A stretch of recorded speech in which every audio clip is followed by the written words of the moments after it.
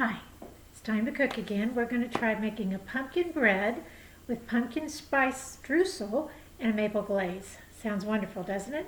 So we're going to do this in a couple stages. First we're going to make the streusel topping and then set that aside in the fridge while we make the bread. Okay, I have a half a cup of flour here, a quarter cup of brown sugar, 2 tablespoons of granulated sugar, and 1/2 teaspoon of pumpkin spice. So I'm going to mix this up. I've also in the meantime melted a quarter cup of butter.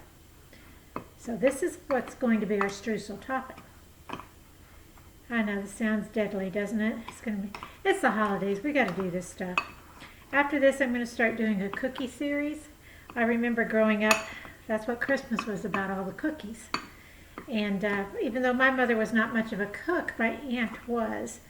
And she would have these metal tins filled with cookies in her hall closet, and for whatever reason, I have no idea, but when I was young, I thought they were garbage cans. So she always had cookies in her garbage cans. Crazy stuff, right? That's okay. That's what being a child is. Okay, I'm going to add my melted butter here. Mix all this up. And then this will set in the fridge while we get the bread ready. I love pumpkin breads and zucchini breads and banana bread, all kinds of breads. Now I made that orange juice bread. My daughter took it to work at the hospital and everybody loved it. They couldn't figure out what it was till she told them, but they all loved it. Okay, I'm just mixing all this up. Make sure the butter gets around everything. That's all there is to the streusel topping. Okay, so I'm going to finish mixing this. I'm going to put it in the fridge, and then I'll be back and we'll do the bread part. See you in a minute. Okay, here we go. The streusel's in the fridge waiting, so now we're going to make the bread. First thing I did was preheat the oven to 325, and I took a 9x5 loaf pan, buttered it, and then put parchment in like this so it will be easy to lift up when we're done. So that's ready to go. Now, what we have here, and bear with me here, I'm going to go through this carefully. 1 3/4 cup flour. We have 1 teaspoon of baking soda, 1 teaspoon of cinnamon, and 1/2 teaspoon of pumpkin pie spice. And I'm just going to whisk this together. Simple as that. And then our dry ingredients will be ready. We're not sifting, we're just making sure all of this is fully incorporated and no spot is missed. Okay, so now in here we have, you can see, 1/2 cup of brown sugar and 1 cup of granulated sugar in our mixing bowl. And to that we're going to add 1/2 cup of oil.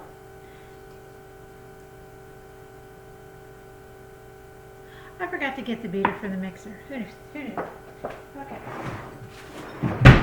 Now, never a perfect crime. Okay, let me get that on.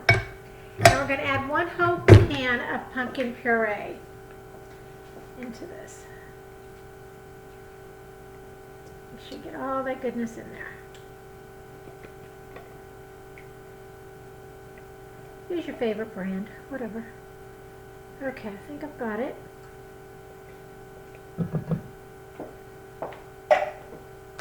Okay, we're going to mix that up. Pretty easy so far, right? Maybe a few ingredients, but that's okay. That's okay. Make sure that gets all mixed up. I always like to stop and scrape down the sides so I know everything's incorporated. Ooh, it smells so good. Sorry, I'm not a professional cameraman. Okay, I'm going to turn it down a little bit. I'm going to add 2 large eggs and 1/2 teaspoon of vanilla.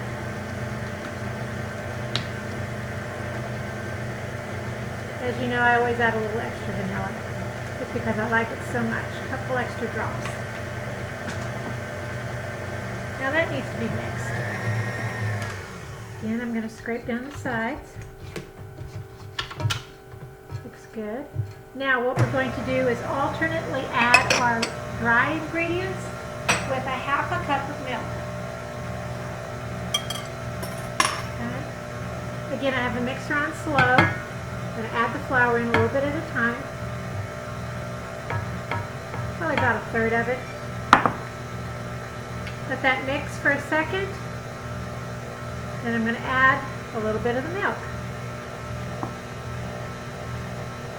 It'll incorporate much better and much smoother if we do this in stages, instead of just dumping it all in. Okay, about another third of flour. And then up a little bit. A little more of the milk. Almost there. Okay. And slowly add the rest of the flour. All that out of there. Looking good. I'm going to add the last bit of milk. Okay. I'll let that run for just a minute, and then I'm going to scrape down the sides. There we go. I think it's time. So you want to make everything mixed together.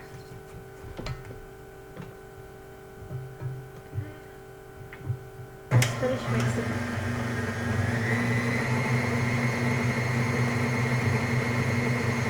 Yeah, I think we're good. Don't want to overmix it. Here we go. Looks and smells good.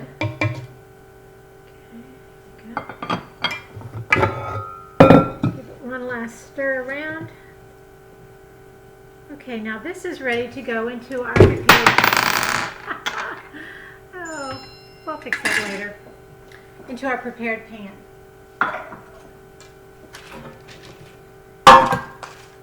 Make sure little flaps of paper are out. Okay, we're just going to pour it in. Makes it much easier to lift this out later on when we have that parchment paper in there. Now this is going to cook for an hour and 5 minutes, I believe it is. I'll double check that for you. Of course, you want to just come clean when you test it with a toothpick. And depending on your oven, it'll either cook a little bit faster, a little bit slower. Just have to check it. I always set, if it calls for an hour, I set my timer for about 50 minutes and check it, because sometimes I just don't know that my oven is too consistent. Okay, what we're going to do now is grab the streusel out of the fridge. And we're going to kind of break it up with a fork, just a little bit, so we can sprinkle it on top of our bread. It's actually pretty easy. They don't have to be perfect, but you know, as close to the same size as you can. This is going to be really good, guys. Okay, here we go. We're just going to sprinkle it on and just use my fingers here. Got a big lump, break it up. See if you can see better. I know sometimes it's hard to see what I'm doing, but hey, it's just me and my camera. Hopefully you'll enjoy it anyway. When I get famous, I'll get a camera crew. Actually, what will happen is I'll get my daughter over here to help me. Or my son-in-law, he's very techy too. Okay, there we go. That's it. So we're going to put it in the oven and bake it. Let me double check. An hour and 15 minutes. When that's done, I'll bring it out and we'll make the glaze and we'll be ready to eat. See you shortly. Okay, the pumpkin bread is done. It took a little more than an hour and 15 minutes. For mine, possibly my pan's not exactly 9 by 5. Anyway, it's done now. It's beautiful. And what we do now is put on this wonderful glaze. This is a half a cup of powdered sugar and a 1/4 cup of maple syrup. You just mix it up, and while the bread is hot, we're going to pour it over. We're not waiting till it cools. Just going to drizzle it all over like the icing on a cake. Only it's glaze on a bread. This is just gorgeous, guys. And delicious. Okay, a little bit more to go. Hopefully some of that will seep into the crevices and just taste amazing. Okay, so that's it. Now, I've got to let this set for 20 minutes and then we'll come back and cut it and we'll see what we got. It's going to be great. Okay, it's been 20 minutes. And I'm going to just run a knife along the edge because I have parchment everywhere else. And this should, theoretically, just lift out. Let's see. And it does. Yay! Fantastic. Now, here we go. We're going to cut into it and see what happens. It's still quite warm. So you might want to wait till it cools a little more, but we're going to do this. Okay, can you see that? That looks fabulous. Okay, I like the end piece. A lot of people don't, so I'm going to cut off a piece on the end here. Whew. Let's try it. I'm going in.